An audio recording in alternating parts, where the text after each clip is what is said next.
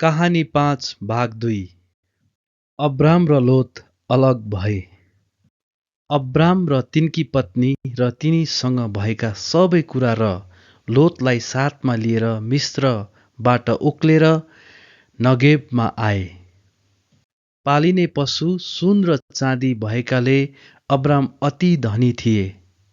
Abram नेगेबबाट यात्रा गरेर बेथेलको त्यस ठाउँमा आइपुगे जहाँ अघि सुरुमा बेथेल र एकको बीचमा तिनको पाल टाँगिएको थियो र जहाँ तिनले पहिला वेदी बनाएका थिए त्यहाँ अब्रामले परमेश्वरको नाउँको पुकारा गरे।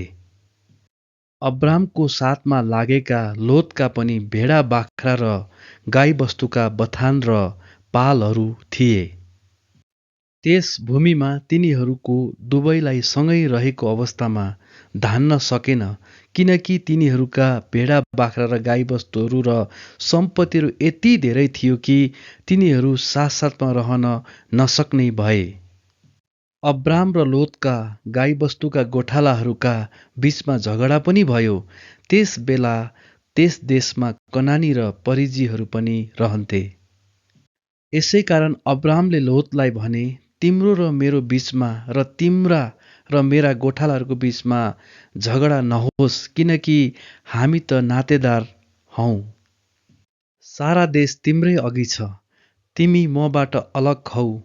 तिमी देब्रेतिर गयौ भने म दाहिनेतिर लाग्नेछु, अथवा तिमी दाहिनेतिर गयौ भने म देब्रेतिर लाग्नेछु।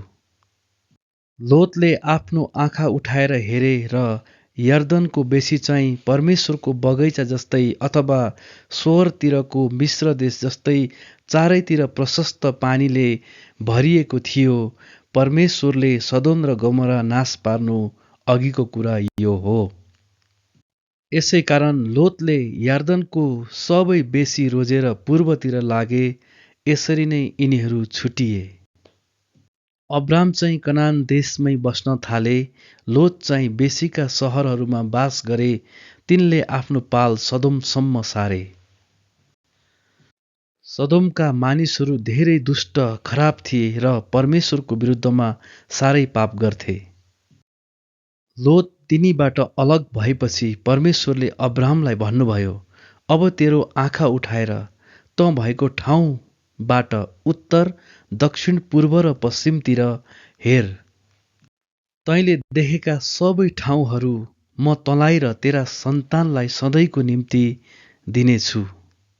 म तेरा सन्तानलाई पृथ्वीका धुलो सर धेरै बढाउनेछु, यहाँसम्म कि कसैले धुलो गन्न सक्छ भने तेरा सन्तानलाई पनि गन्न सक्नेछ।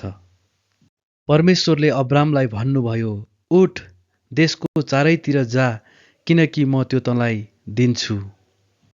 तब अब्रामले आफ्नो पाल सारे र हेब्रोनमा भएका मम्रेका फलाटका रुखहरूमा आए। त्यहाँ आएर तिनी त्यहीँ बसोबास गर्न थाले। त्यहाँ परमप्रभुको निम्ति अब्रामले एउटा वेदी बनाए।